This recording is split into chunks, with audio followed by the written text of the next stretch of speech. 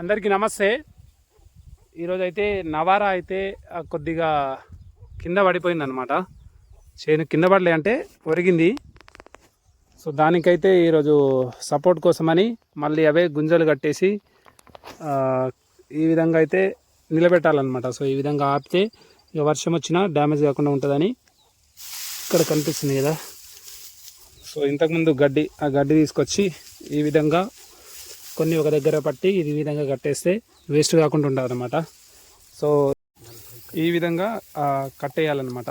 అంటే కింద పడి మొత్తం మొలకలు రాకుండా, ఒకవేళ ఇప్పుడు చూస్తే వాతావరణం మొత్తం మబ్బులు పట్టినాయి. దాంతోపాటు ఇక వర్షం వస్తుందా రాదా అనేది చెప్పలేం.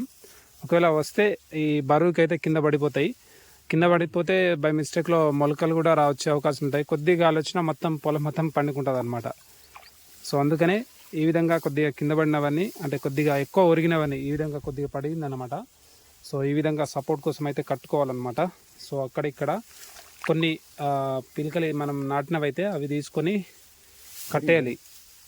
అయితే ఇందాక ఒకటి వేయించినాం అన్నమాట. ఎన్ని పిలకలు వచ్చినాయని, ఒకదాని నుంచి 38 పిలకలు వచ్చినాయి అన్నమాట. సో అంత హెవీగా కాస్తుంది నవారా, చాలా చాలా అర్థం కాస్తుంది. కాకపోతే వర్షాకాలంలో వేసుకుంటే కొద్దిగా పంట మనకు పూర్తిగా చేతికి వచ్చే అవకాశం చాలా తక్కువ అన్నమాట.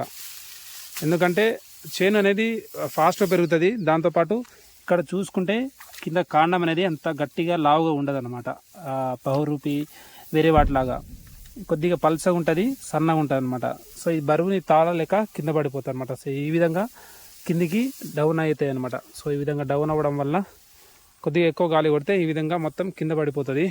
అప్పుడు వర్షం వచ్చినా మొత్తం మొలకలు వచ్చే అవకాశాలు ఉంటాయి. దాంతోపాటు ఎక్కువగా డ్యామేజ్ అయ్యే అవకాశాలు మనకు చాలా ఎక్కువ కనిపిస్తాయి. సో అందుకే చూసి ఈ విధంగా సెట్ చేసి మంచిగా కట్టుకోవాలన్నమాట. ఈ విధంగా పర్టికులర్గా చూడండి, ఈ విధంగా కట్టుకోవాలి. ఈ విధంగా కట్టుకుంటే పర్ఫెక్ట్గా కుదురుతుంది అన్నమాట. సో కింద పడకుండా ప్రతి గింజ అనేది చేతికి వచ్చే అవకాశాలు ఉంటాయి. ఈరోజే లాస్ట్ డే అన్నారు వర్షానికి. సో చెప్పలేం వస్తుందో రేపటి నుంచి రాదో అనేది తెలీదు. ఈరోజు కూడా వస్తుందో అనేది చెప్పలేం. భూమి మీద పడితే ఖరాబ్ అవుతుంది. ఆల్మోస్ట్ మన చేను అయితే అయిపోయింది. ఎగ్జాక్ట్లీ ఇంకో వారం రోజులు అయితే మనం కోయొచ్చు అనమాట. సో కోతకైతే వచ్చేసింది.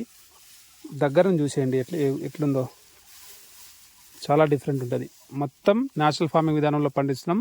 మన దేశీయ ఆవులు, ఎద్దులు, వాటి యొక్క పేడనే దీనిలో ఉపయోగించడం తప్పించి వేరేవేవి వేయలేదు. ఏ రకాల మందులు కూడా వాడలేదు అన్నమాట.